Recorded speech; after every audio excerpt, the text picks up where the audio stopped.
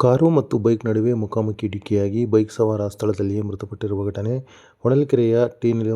ನುಲೇನೂರು gate ಬಳಿ ಬುಧವಾರ ರಾತ್ರಿ ನಡೆದಿದೆ. ಮೃತನನ್ನು ಮಾಳೇನಹಳ್ಳಿಯ ನಿವಾಸಿ ಎಂದು ತಿಳಿದುಬಂದಿದ್ದು, ಹೆಸರು ತಿಳಿದುಬಂದಿಲ್ಲ. ಇನ್ನೊಬ್ಬ ವ್ಯಕ್ತಿಗೆ ಗಂಭೀರ ಗಾಯಗಳಾಗಿವೆ. ಗಾಯಾಳುವನ್ನು ಹೊಳಲ್ಕೆರೆ ಸರ್ಕಾರಿ ಆಸ್ಪತ್ರೆಗೆ ದಾಖಲಿಸಿದೆ. ಬೈಕ್ ಹೊಳಲ್ಕೆರೆ ಕಡೆಗೆ ಹೋಗುತ್ತಿದ್ದರೆ, ಕಾರು ಚಿಕ್ಕಮಗಳೂರು ಕಡೆಯಿಂದ ಚಿತ್ರದುರ್ಗದ ಕಡೆಗೆ ತೆರಳುತ್ತಿದ್ದಾಗ ಈ ಘಟನೆ ಸಂಭವಿಸಿದೆ. ಚಿತ್ರಹಳ್ಳಿ ಗೇಟ್ ಪೊಲೀಸ್ ಠಾಣೆ ಪೊಲೀಸರು ಸ್ಥಳಕ್ಕೆ ಭೇಟಿ ನೀಡಿ ಪ್ರಕರಣ ದಾಖಲಿಸಿಕೊಂಡಿದ್ದಾರೆ. ಅದು ವಿಕಾರವಾಗಿತ್ತ, ನಮ್ದ್ರಲ್ಲಿ ಇದಾಗುತ್ತೆ ಅಂದ್ಬಿಟ್ಟು ಬೇಡ ಅಂತ ಹಾಕಲಿದ್ರು ಫೋನು. ಭಯಂಕರ ಫೋನ್. ನಿನ್ನೆ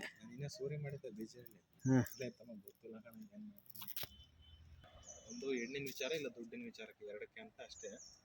ಯಾಕೆಂತ ಗೊತ್ತಾಗಿಲ್ಲ. ಈ ವಿಚಾರನೇ ಇದು.